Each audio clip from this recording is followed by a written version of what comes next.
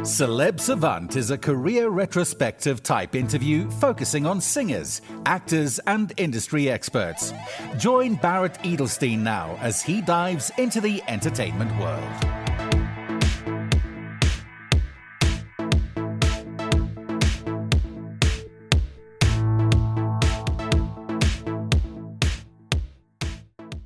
Razeen Dada is a South African actor and producer. His acting career has taken off in 2023 and 2024 with roles in Showmax and Netflix TV series, positioning on an African and global scale as a performer.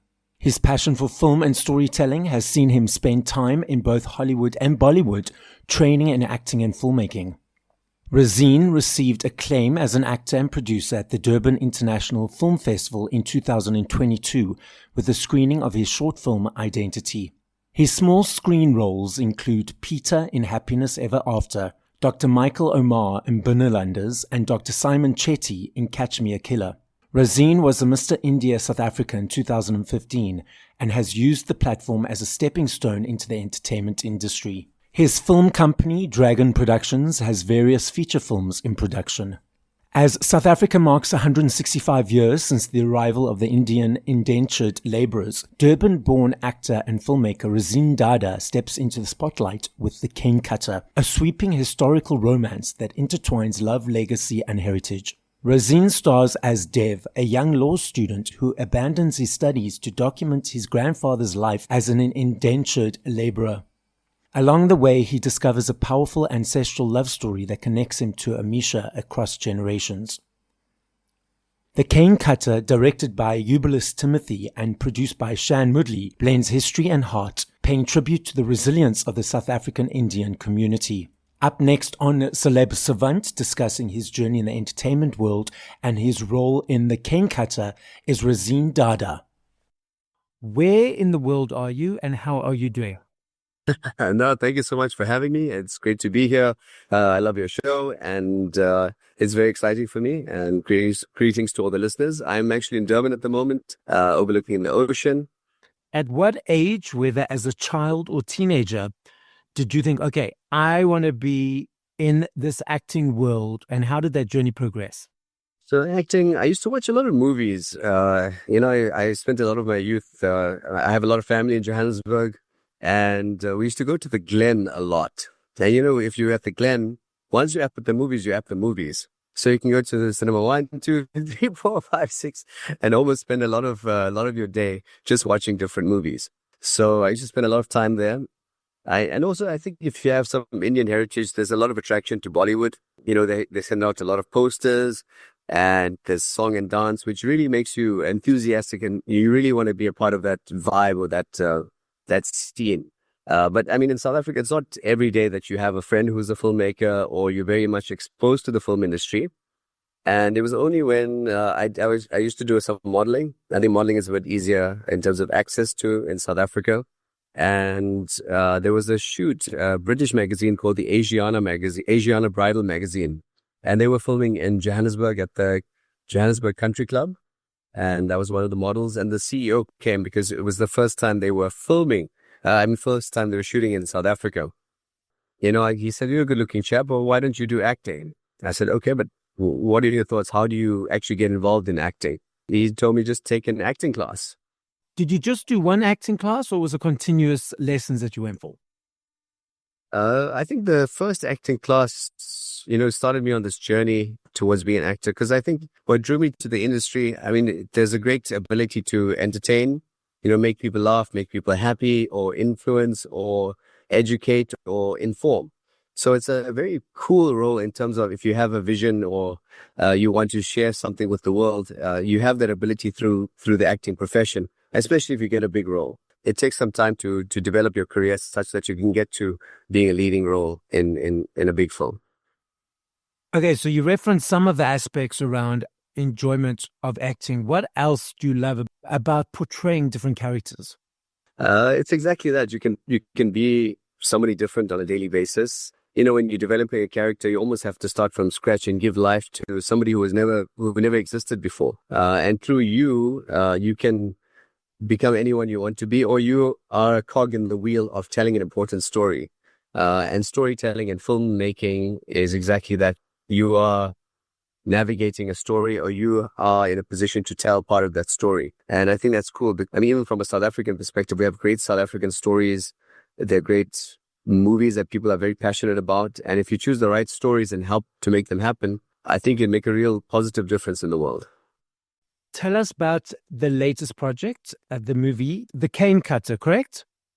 I mean, in simple terms, it's a young college student. He drops out of law school to tell the story of his grandfather's journey of an indentured laborer. Then he meets a young girl called Amisha, and she turns his world upside down. And through various challenges, he makes this documentary about the journey of Indians through South Africa, starting from their first arrival about 165 years ago and their modern day contribution. So that's it in simple terms, but it touches a key number of themes. That's a tribute to the heritage, where Indians came from, why the British brought Indians to different parts of the world.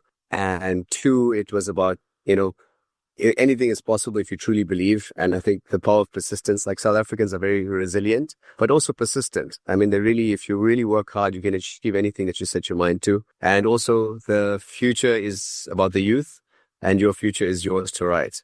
It touches a number of key themes, and that's what attracted me to the story. It's a fictional story about a person who's following his heritage and then in the movie creating a documentary about that. Is that correct? Exactly. So it starts off with his great-grandparents arriving on the last ship to arrive in South Africa, the Amlazi, and they got separated. His father was a Telugu boy, who came as indentured labor, and he met a Gujarati girl who was a paid passenger, and they fell in love but got separated on the sugarcane fields. And then fast forward 100 years, this young boy meets the young girl. They have the chance to complete the love story that their ancestors didn't. But you'll only know if you watch the film. In this world of storytelling, why do you feel it's important for all cultures or all religions or all traditions to be showcased Absolutely. and given the time for people to see their history? Absolutely. No, it's such a great question. And thank you for that. I think we have a number of important stories in this country. And, if you look at the film, it's not just an Indian story. It's a very diverse story. The character of Bev, which is the lead character, which I play, he is supported strongly by two of his key friends. One is Prudence, who is played by Vanessa Marawa, who is Robin Marawa's sister, but she's also, she's on Boom FM and she's done a lot of stuff herself. And then Adam Dore, and that's a, white race group and a black race group. But that's exactly it in South Africa. We're also united and we come together and we can make magic. And this film is about determination. I mean, drops out of law school, but, in filmmaking, there's numerous challenges that can affect you. I mean, he tries so hard to get an interview with the president, which, it only happens at the end. And there's no funding to make this film, but they're really determined. I mean, he's dropped out of law school. And for any parent in South Africa, I mean, most of our parents are very strict on us. They want us to succeed. So they want you to do like pretty much stable career or profession, like whether it's a medical doctor, accountant, lawyer, something with a higher chance of success. And then to drop out of that, oh my gosh, to develop your own identity under the constraints of what your parents expect of you. I mean, I think that's a story that resonates with so many young people in the country, because South African parents, they want the best for us. They send their kids to the best schools. Education's a key feature, key expense on the budget of most parents. And I think that how many struggles they had, they made the story and they worked together as a united team, and united as friends, as opposed to being one different race group. And it's an authentic South African story. And I think the Indian story has never also been told in a specific way. And I think from a country perspective, there's so many South African stories that should be told, whether if you're Jewish, you're Muslim, you're Christian, you're Xhosa, you're Zulu. There's so many brilliant stories that we have in this country that need to be told. And who best to tell it than those storytellers themselves? And I mean, I'd love to help anyone make such a story about their culture, because that's important. Our cultures have impacted the world. I mean, Amapiano is played in Dubai, it's played in London. People are listening to proudly South African exported stuff. It's incredible. Were you involved in the production side of it or not? In the production side of it, I was an actor. I was involved in the marketing of the film. And Production-wise, I think everyone had to work extra because, so there's certain constraints in filmmaking. So everyone has to push the extra, especially to make a film of this nature. But in terms of production, I wasn't specifically involved in production, more the acting and marketing here. What's the difference for you in portraying a character like as this one in a movie compared to doing characters on television shows, which may have a longer arc? For you, you bring the same energy, the same intention into all those roles. But what are the differences for you in those different categories of performance? I love feature films because it has a limited time duration. Sometimes you get TV series and stuff that they go on forever. It never really ends. But I mean, the stories are very important, but it becomes more of a commercial nature as well. I love all the different types. Although, if you're doing adverts, you are telling a short story, but it's also to serve a specific brand. And I mean, sometimes you get chosen more for your face as opposed to who you are, what's your skills, what's your capabilities, what do you actually bring to that character. So you're just compelled to tell a story. But if you're in film and you're prominent in film, people hire you for who you are as a person. Like, did I hire you as Raz? Because I want you to portray the story. And I think that for me is the biggest difference. Like, people want to hire me, for example, because of what I've done or my portrayal or my skill or capability and what I can bring, as opposed to just being used as a face in a story. So a lot of the producers, especially in Hollywood, are now pitching or requesting scripts that are simplified because so many people, instead of just watching the television or movies, they're busy on their cell phone. So the TV and the movie has now become the second screen and not the primary focus. So they need to, I'm going to say the word, they have to dumb down the script because people are not concentrating or not engaged. What are your thoughts around this? I mean, it is technically a huge opportunity. And I have friends in India. I studied in India for a year. I studied in Los Angeles for a year in terms of acting. And I still have a lot of friends in India and some who are doing directing. They have to go where the money is. So a lot of them are doing these very, very short scripted things. And I mean, people are watching on their phones and it's a huge market. So what do I think about it? I mean, sometimes I feel like it defeats storytelling a little bit. And it's more about the commercialization of the same. So it's a little bit sad from a filmmaker's perspective, but I think you are compelled to re-innovate, to be smarter about how you tell a story. And it actually might not be a bad thing if you're actually open to the innovation, because you can tell a short story. You don't have to take 90 minutes to tell a 2-minute message. So there is a big opportunity. And I think it will actually grow much faster, much bigger. We have to embrace it and adapt accordingly. And I think that's the reality of what's happening. And I think even the film industry is going to change hugely with the battle between Paramount, Netflix, and Warner Brothers. It's going to be very interesting to see the future of film and creativity. I know it's all very secretive in your guys' world. What can you tell us is coming up? I do have a film production company. We are filming in April. It's a horror film called The Dream Haunter. And we are filming in April with a view to release in Halloween during the Halloween period of 2026. So that's coming up. Yeah, but very different genre, very different story, very different topic to this one. So is that a script that you wrote or you brought in scriptwriters to create the story? I love the process of storytelling, but I find it very hard to find the time to write. And I really respect screenwriters and script writers. I work with some of the best in the world. From our company, it's taken me almost 5 to 10 years of developing different scripts. This story is written by a Turkish director. He's worked with several key prominent Turkish filmmakers. They filmed around the world. Even his DOP has done James Bond, Taken, unbelievable films. And it's a South African folklore story.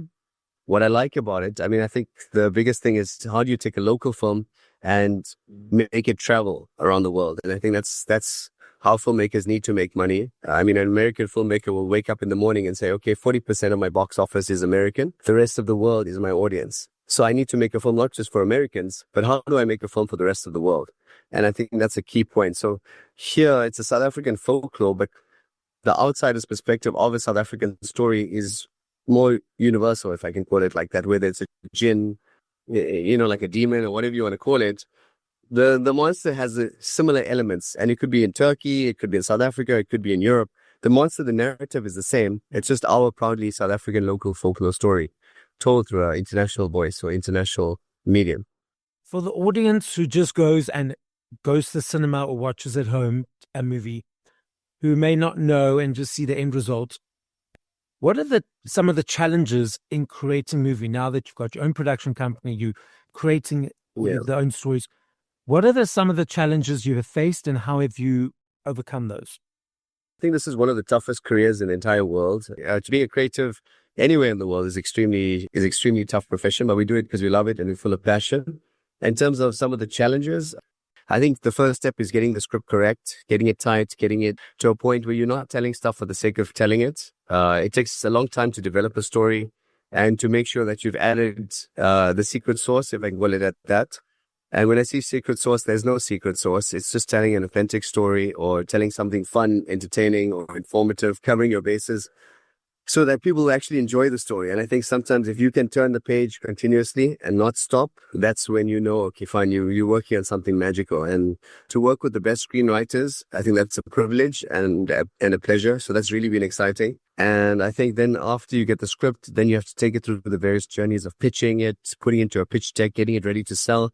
And even when you wanted to get it to a point of sale, you still have to think about the end in mind. How are you going to market this film? Will you make commercial realization of the profits of the film? Because it's like any film. How can you ask investors to embark on this journey with you if they can't make a return on the investment? So you almost have to make sure that you're making a project that can make some money so people can invest and you can tell your story, but also make it profitable so that you can come back for making more films. And I think that's the key thing in filmmaking that a lot of people don't realize. You have to make money off your films. So that whether that means cutting your costing, raising the right source of finance, then it's not too much pressure. And I think also making sure that you have a full budget before you go to filmmaking, because filmmaking, it's expensive. And once you start filming, you cannot stop filming because you burn cash like crazy. And even people that might not have been working for a year, 2 years, everybody expects to get paid. Yeah, I mean, you plan around overtime. That's a big one that I've learned. And I think having a very experienced heads of department really plays a big difference in terms of getting your film done on time, on budget, and most efficiently, and getting shots that you never dreamed you could get. And that comes with experience. And the great thing in South Africa, especially, I think we have great talent that have worked on great global films, and we're very lucky to be able to make films in South Africa. You said you're going to be filming it in South Africa, in Durban, in Cape Town, Joburg? Durban and Cape Town on this script. We do have a cool TV project called Zoo People. That's a TV series. We're filming the entire project in the Johannesburg Zoo. So that's exciting as well. The zoo is the central character of the whole script.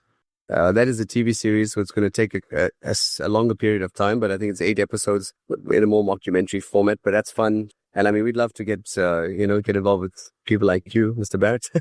And that helps to get the story out there, working with great people. So I look forward to hearing and seeing all these interesting projects that are coming up. So Razeen, the podcast is listened to throughout the world. As a final message, what would you like to say? I'd like to first say thank you. Thank you to the listeners. I think it's because of you that supports film, that supports creativity, to support these arts makes the difference.